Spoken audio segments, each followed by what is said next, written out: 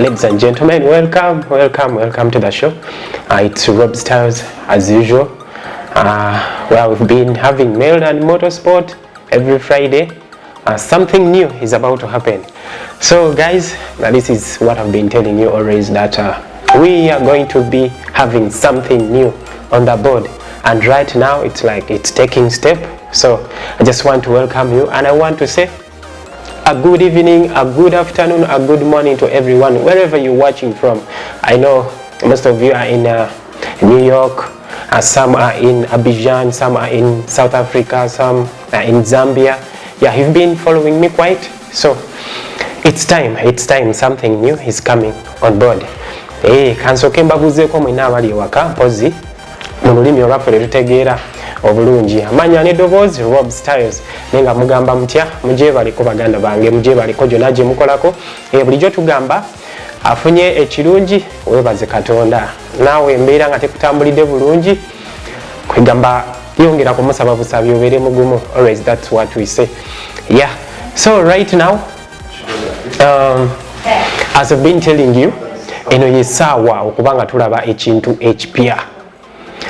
RobStyles is going to emerge with Uganda MotorSport TV, and right now what you see, what you hear, a journey from Naivasha, from the ARS Equator Rally has really yielded, and this is it as we speak now. So RobStyles is going to be emerging with Uganda MotorSport TV. Chenyizo bagamba mpozi baganda bange olugendo okuva mu Naivasha, bino bisobodde okubanga ebimu bivaamu bye bino ebibala ebisobodde okubanga biva mu lugendo luno. Mwena mujjukira bulungi nali mu ARS Equator Rally. So bwe navaayo ngezizaako kubanga nkwasaganya aba partners abamu, era ng'ekisobodde okubanga kivaamu kye kino. RobStyles egenda kuba yegatta ku Uganda MotorSport TV okusobola okubanga mbawa better and better quality kwekyo kyenyini kye mubadde mulaba okusinzira, era okutandika na kino ndowooza mulabawo enjawulo, si kyekya bulijjo kye mubadde mulaba bulijjo ku RobStyles, si kyekya bulijjo, ekyaleero kyanjawulo, era nzikiriza nti nno mugenda kukyagala. So mwena abaagala RobStyles, abaagala MotorSport, abaagala ekyo kyonna kye mbadde nkola, mugenda kuba mukifuna butereevu okuva leero ku Uganda MotorSport TV. Yes, ezimu ku updates ze ngenda okuwa, ngenda kuba nga nkubuulira ku East African Classic Safari Rally. Abakyala bano mubajjukira okuva mu ggwanga lya South Africa, abali ab'omutawaana ennyo basobodde okubanga baregisteringa, bagenda kubanga bakompitinga. And then n'omusajja ono Speed King ayitibwa Lee Rose, omusajja yaliko champion wa Kenya, yasobodde okubanga akomawo, naye agenda kubanga avuga mu East African Classic Safari Rally. Bwe tunaavaawo nno tugenda kutunulako wali ku WRC, we tugenda okulabira omulenzi ono omuto Oliver Solberg ng'akomyewo mu WRC 1K, WRC 1K Hyundai Coupe. Yes, agenda kubanga akomawo mu Sardinia before even Portugal, naye nga mu Portugal tujja kuba tumulaba ng'avuga R5. Yes, ebimu nno ku bye tugenda okutunulako ewaka nga tukomyewo, because those were some of the highlights.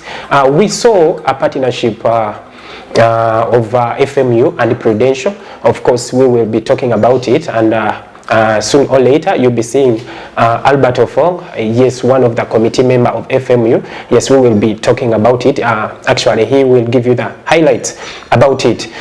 Akaseera akajja maaso tugenda kwogerako ne Albert Ofong, ejjukira nti no y'omu ku bali ku kakiiko ka FMU, naddala I think ku marketing yawo. Agenda kujja atubuulire kiki ekyafudde mu FMU ne partnership gye basobodde okuba nga bayingiramu ne Prudential. We all remember there was some glitches about the last event, or NRC3, that was Bwera Bistro SMC Challenge Rally, which was in Masaka.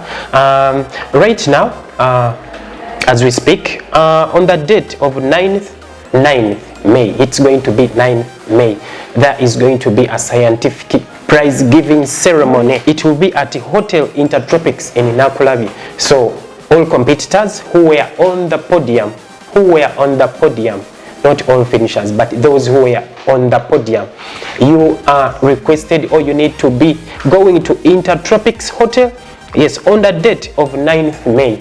Yes, since it's going to be a scientific prize giving ceremony, we don't expect you to go with the family, or family members are not allowed to go there. Friends are not allowed to be there. Only the organizers and the competitors. Katino chenyizo kubanga nkugamba ennaku z'omwezi nga mwenda wali ku Hotel Intertropics Enakulabi oluvannyuma lw'okuba nti nno mwenna mujjukira ekyaliwo nga event eno yakagwa wali eri essembabule olw'okuba nti waliwo queries ani akoze atya ate kakati tewasobola ebirabo tebyasobola kubanga bigabibwa. So babagambye oba management ya SMC esobodde okubanga ebategeeza ba competitors mwenna naddala baba two wheel drive, because I remember ba two wheel drive ndowooza baamalako babiri, that was Pasua and Edward Kirumira. So mulina okubanga mugenda wali ku Hotel Intertropics ennaku z'omwezi nga mwenda musobole okuba nga mufuna ebirabo byammwe ebya bistro oba bwera bistro SMC challenge rally bigenda kubanga bigabibwa ku nnaku z'omwezi ezo, naye nga egenda kubeera scientific prize giving ceremony. So tewakkirizibwayo muntu yenna atali omu ku ba organizers oba atali omu ku bawanguzi. So muganda wange ekyo nsobodde okubanga nkola ki nkikubuulira bulungi. Abawanguzi mwenna bali ku podium mugende ku Hotel Intertropics ennaku z'omwezi nga mwenda musobole okubanga mufuna ebirabo byammwe ne celebrations oba oli awo mugende maaso okubanga mukola ki muzikola. Nga tuvuddekaawo nja kuba nkutwalako wali eri mu ggwanga lya Tanzania. Yes, we will be crossing to Tanzania. Tanzania, you know, it's been a little while when motorsport is hanging down there in Tanzania. Right now, they are thinking of reviving or about the resumption of motorsport in Tanzania, and Usambara Rally will be opening or will be the resumption of motorsport in Tanzania. So we are keenly waiting on that event, and we see okubanga kutwalako wali mu Tanzania Usambara Rally egenda kubanga ekomyawo motorsport mu Tanzania oluvannyuma lwa kaseera nga motorsport ali ku hold olw'okuba ebya covid fena tumanyi bize bitusobyako aba motorsport. So Usambara Rally egenda kubanga ekola ki ekomawo ku kalenda ya Tanzania okubanga baddamu okubanga batambuza motorsport tulabe nate. So update eri wansawo Tanzania era nga abasajja bano bajja kubeera ne stages mukaaga zokka. Yes, stages mukaaga zokka bajja kuba bakola kilometers 10-15 ezijjudde. So bwetyo event ejja kuba ya lunaku lumu. Nja kuba nyongera okuwa updates wano ku Motorsports TV Uganda. Awo no nga tuvuddewo, yes, nja kuba mpozi nkutwalako wali ku WRC. So many updates and so many things going around with the WRC. Yes, especially I think we should start with Oliver Solberg. Yes, Oliver Solberg, the gentleman called Adamo from Hyundai. As we all know how ambitious Adamo is. He is putting back Oliver Solberg in the WRC 1 car, the Hyundai Coupe i20. Yes, Oliver Solberg will be coming back in Rally Sardegna, that's Italy. Yes, Oliver Solberg will be stepping in the WRC Coupe i20. Yes, this young boy, remember, he had a fantastic and superb performance from Rally Finland, where we saw on the ice. The boy was already skating. The performance was really amazing, where he went on to beat even the champion of 2020. That's Sébastien Ogier, the Frenchman himself. Yes, this boy went on to beat Ogier, and I saw some of the comments from Ogier. It was like, I can't really give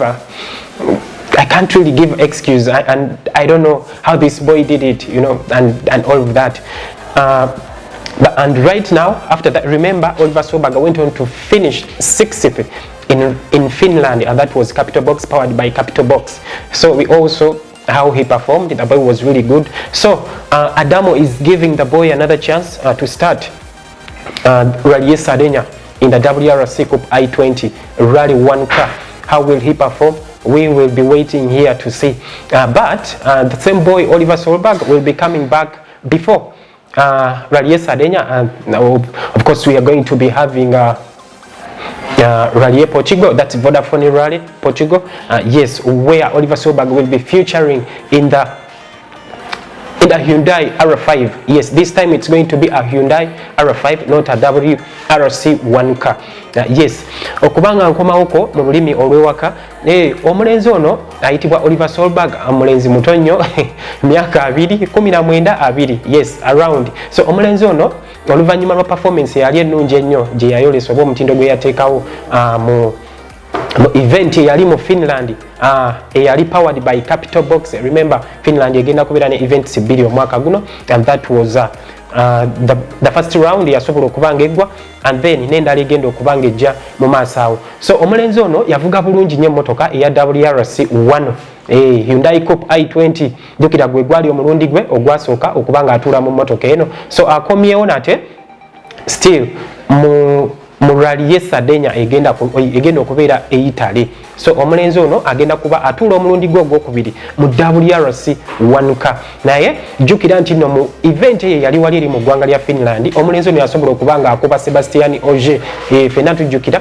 yamalira mu kifo kya mukaaga. Performance yali nnungi nnyo nereetera buli omu okwewuunya. Actually natandika n'okulaba debates ezimu ng'abantu bagamba nti lwaki ono omulenzi tebajjawo ne view ne babira nga bateekawo n'omwana omuto asobodde okubanga alaga omutindo gwe gutya, but of course fenna tukimanyi tosobola kubanga ogerageranya Neville kuno omwana eyakabanga akola ki atuula mu WRC1 car kuba eyo experience tagirina. So bwe tutyo tulinze Adamo ayongedde omulenzi ono omukisa, naye nga rally egenda okubanga esooka eya WRC egenda kubeera Portugal.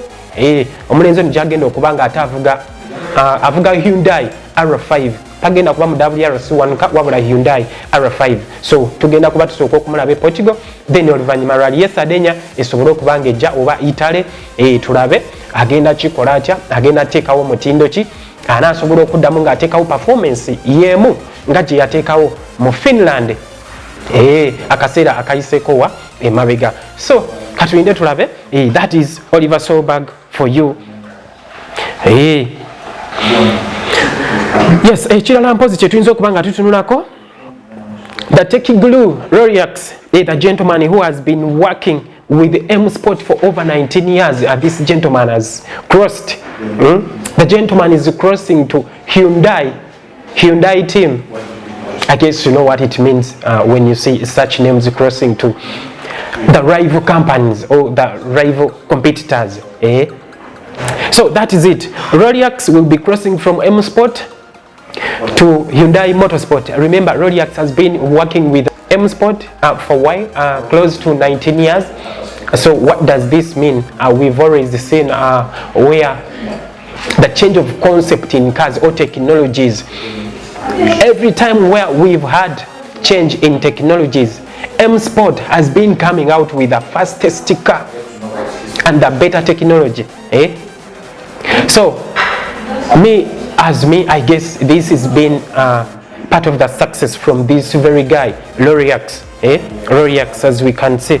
So what is Hyundai looking at? Meaning, this means Hyundai is looking at getting a better performance, of course, looking at getting a better car, looking at getting everything perfect. Omusajja ono ayitibwa Rolex yasobodde okubanga asala n'ava mu M Sport gy'abadde amalidde eddala emyaka 19 ng'asaavinga. Tukirabyeko technicalities oba technically emmotoka eya Ford buli wabadde wabeerawo change of technologies, ng'emmotoka ya Ford evaayo mu WRC nga yesinga okubanga eyokya. Era wano we tubadde twogerera emmotoka ya Ford eya e-generation, emmotoka eyo yaggwa dda, era nsuubira omusajja ono yabadde n'omukono mukola ki mu kuzimba emmotoka eyo. Kati olw'okuba nti no Hyundai esobodde okulaba success ya M Sport, basobodde okuba nga bagenda mu M Sport ne bajjayo omusajja ono ne bamuteeka ku ttiimu yaabwe. Kino nno kitegeeza kijjukira Hyundai ebadde ekola bukozi development ku mmotoka eno, era babadde batiisatiisa n'okuba nga bakola ki bawithdrawing okuva mu WRC. Naye ndowooza oluvannyuma lw'okuba nti bagenda funa services z'omusajja ono ayitibwa Rolex, kitegeeza nti bagenda kuba bateekawo eki omutindo, era emmotoka yaabwe nsuubira y'emu ejja okuba kwezi ennungi ennyo. Ate lwaki nedda? So let's wait and see how things will unfold for Rolex and Hyundai itself.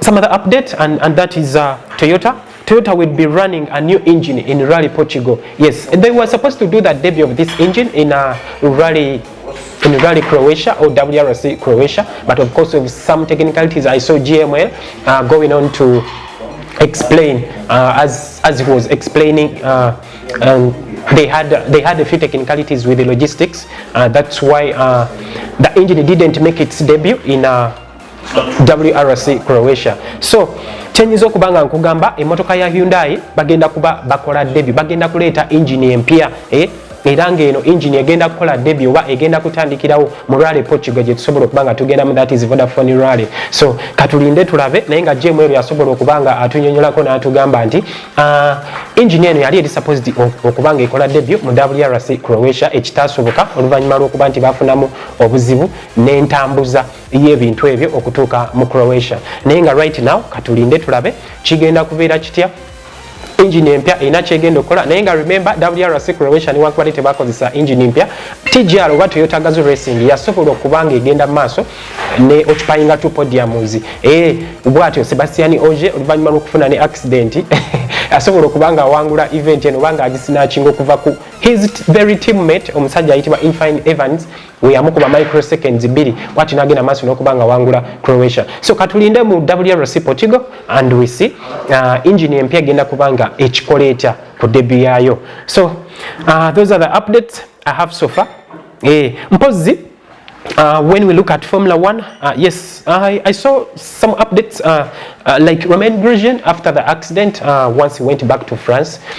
He is coming back, and this time he will be sitting, or he will be working with Mercedes as a test driver. So Romain Grosjean, the guy from France himself, is back in business, or is back at work.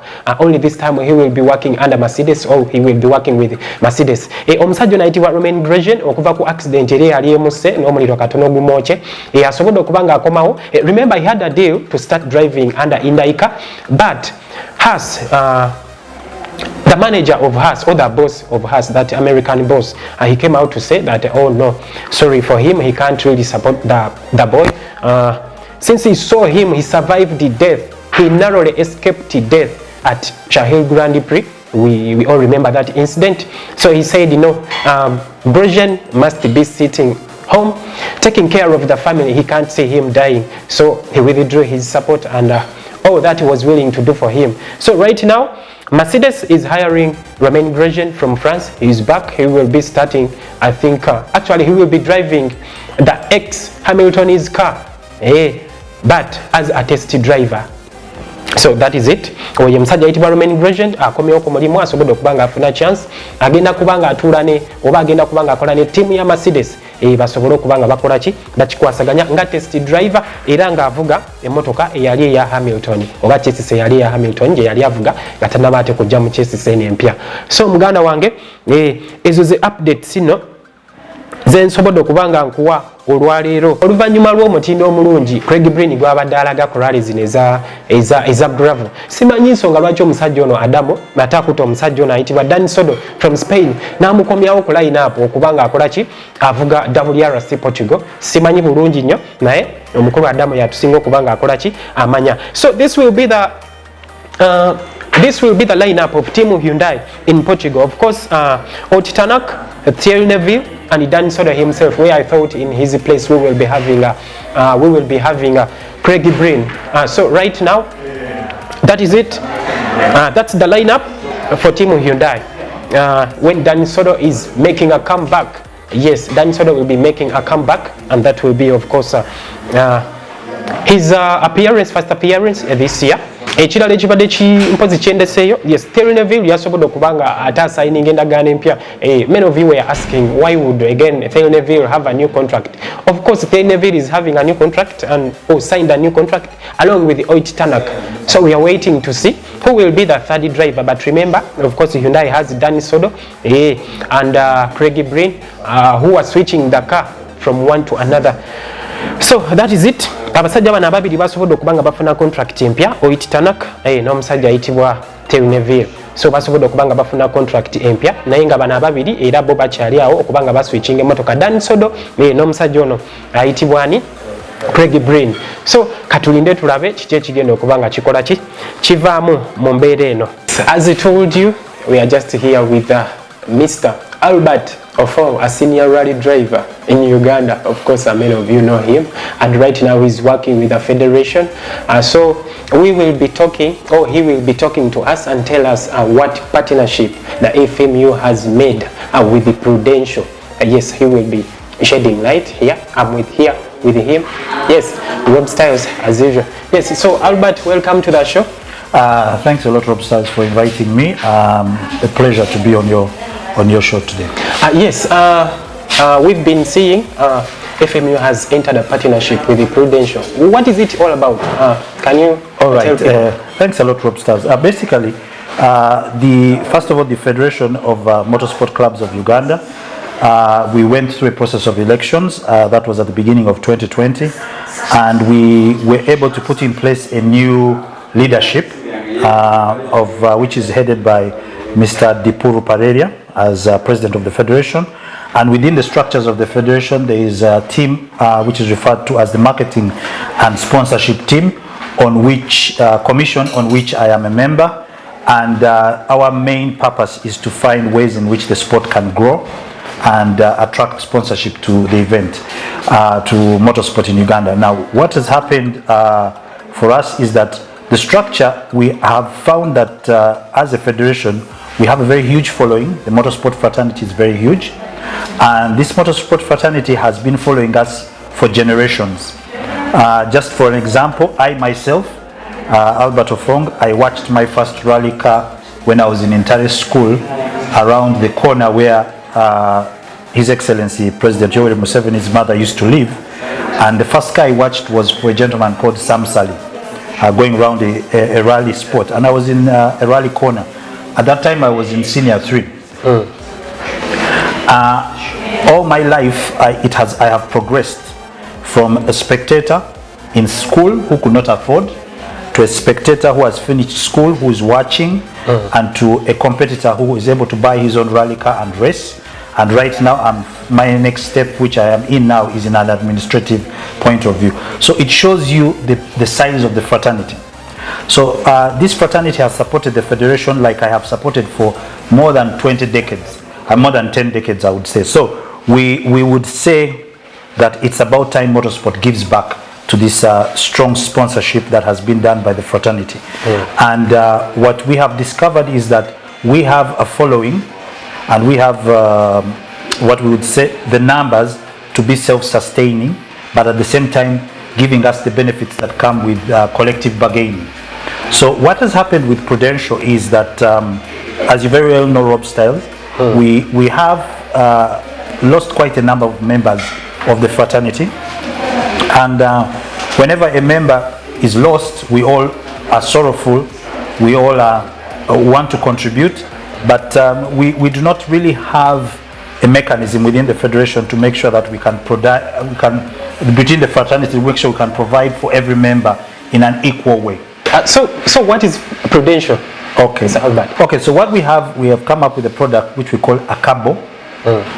It is a product which is for the federation, and basically what it gives us is the ability for us to contribute as a federation to one fund, and then this fund enables us to benefit from the products that Prudential is giving us. One, we will be getting what we call out of in-house contribution whenever you're admitted in hospital. If you're a member of this policy, when you get admitted into hospital, for every night you're in hospital, Prudential will be making a contribution towards your bill for each day of an amount of 30,000. Okay. When you are on this program and you have a problem which is related to COVID, for example, if you get COVID and it is resulted into death, the Prudential will come in to support your family in this particular time. Two, the product gives you the ability to register under you, the principal, 2 people who could be a spouse or a child or 2 children. In the case that you have disability, for example, you get involved in a border accident during the course of your moving around Kampala, there is a temporary disability fund that is equal to 50% of the payout on the bigger premium. So that means that if you get an accident and you're temporarily disabled, which means you are not able to move, Prudential will give you that payout towards your taking care of your expenses. Then the final bit of the product is in the case of death of the principal. Prudential will pay out, that is principal meaning the person who has paid the main premium. Prudential will give us, will facilitate the federation to cover your funeral costs to the tune of 10 million shillings, which will include a coffin, ambulance services that can be basically ensuring that you're taken back home with a lot of respect within that particular framework. If it is you, if it is your spouse that has got a problem, Prudential will cover to 5 million. If it is a child, Prudential will cover up to 3 million. So basically that is what ACABO is all about, and it is very important for all members of the federation to join in on this premium so that we can get a lot of traction and be able to provide for our colleagues in time of need. Okay, now is it an open project to the outside world or only the motorsport fraternity and all members of the federation only? Well, it is a product that is assigned to FMU as a product, and it is open to members of the federations, their relatives and friends, and anybody else who finds it as a product that it will serve them very well. But it is a product designed specific for federation.